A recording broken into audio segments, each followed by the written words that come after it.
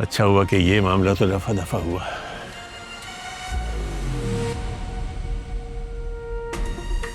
और चलो खाना खाना। आप चले, मैं अभी आती हूँ। okay.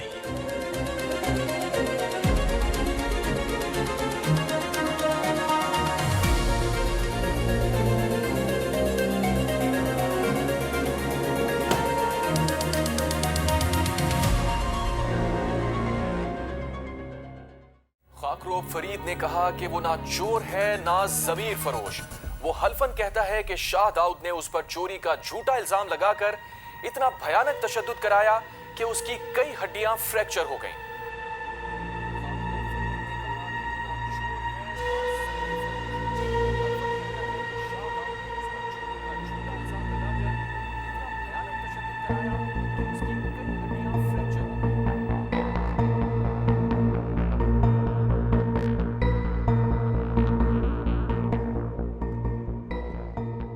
सर, आपको एक जरूरी बात बतानी है। रुस्तम, जाओ यहाँ से।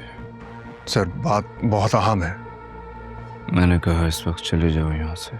सर, एक बार बात सुन। Get lost!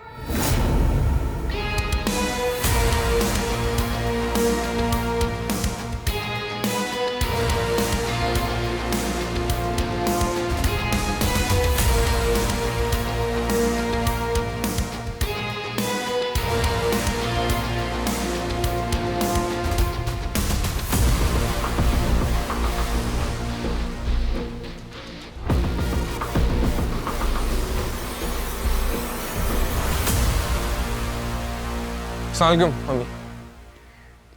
कहाँ से आ रहे हो? यूनिवर्सिटी से। तुम तो सुबह बरीरा के साथ गए थे ना, ये कहकर के मैं यूनिवर्सिटी जा रहा हूँ। आपसे किसने कहा? तुम्हारे फरिश्तों ने। जो तुमसे पूछ रही हो ना, वो बताओ कि तुम कहाँ से आ रहे हो? अभी उससे एक छोटा सा काम था, घर ड्रॉप करने के बाद मैं यूनिवर्सिटी गया था। आखिर इस लड़की के तुम्हारे बगैर काम क्यों अधूरे हैं? मसला क्या है इसे? मुझे एक बात बताए, आपको उस लड़के से मसला क्या है? हमेशा उसके अगेंस्ट बोल रही होती है। उस लड़की ने बिगाड़ा क्या यार आपका? है मुझे उससे मसला, क्योंकि उसने मेरे बेटे को बर्बाद करके रख दिया है। अगर वो लड़की तुम्हारी जिंदगी में ना होती ना, तो राफे आज तुम किसी मुकाम तक पहुंच चुके होते या पहुंचने वाले होते। अरे बचपन तुम्हारा खराब कर दिया, जवानी भी तुम्हारी बर्बाद कर रही है। देखो राफे, तुम्हारा उसके साथ उठना बैठना, खाना पीना, हंसना बोलना मुझे कुछ भी पसंद नहीं है। कोशिश करो उससे दूर रहने की।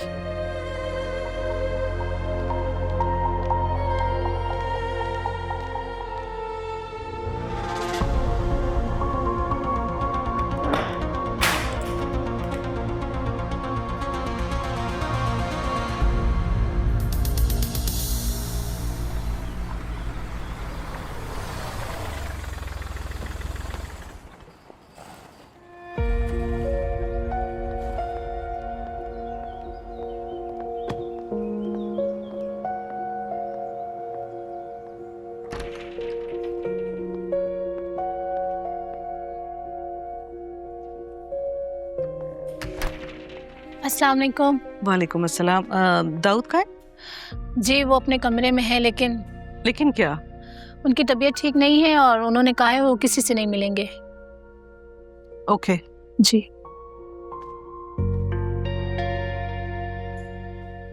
हाँ बेटा दाऊद। ओके।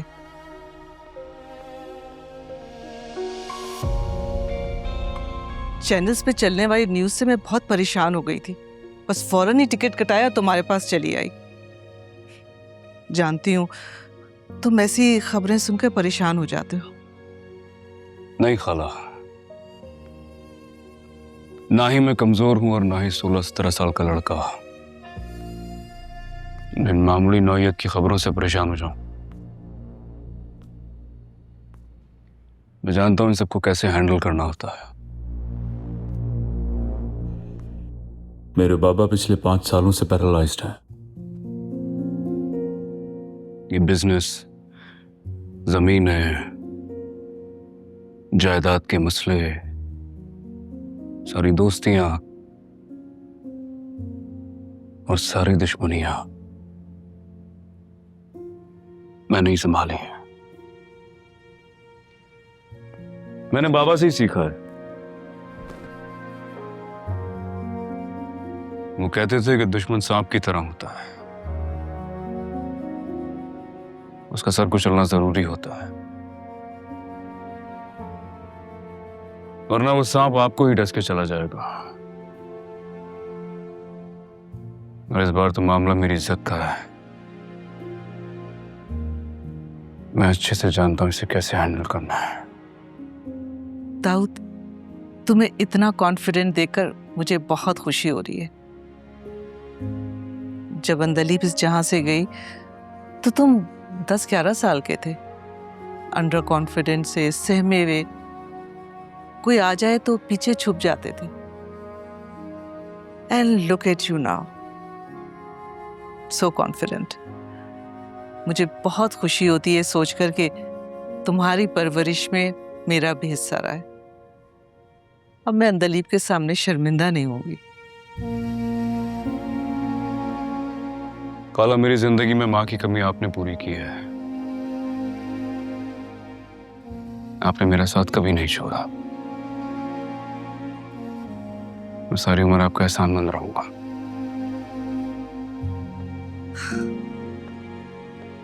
अच्छा किया आप यहाँ मेरे पास चली आई।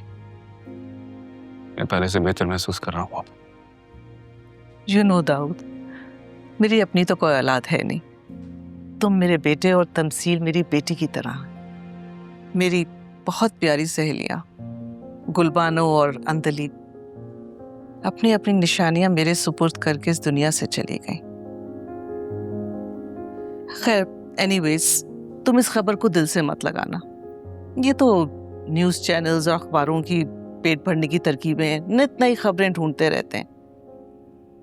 कब हुआ, क्या हुआ, कैसे हुआ, सब भूल जाएंगे। हाँ ना, ये खबरों का पेट भरने के लिए मैं ही तो मिला हूं इन्हें। सब भले भूल जाए खाला, लेकिन मैं कभी नहीं भूलता कि किसने मेरी इज्जत पे कीचड़ उछाली है। She has to pay for it.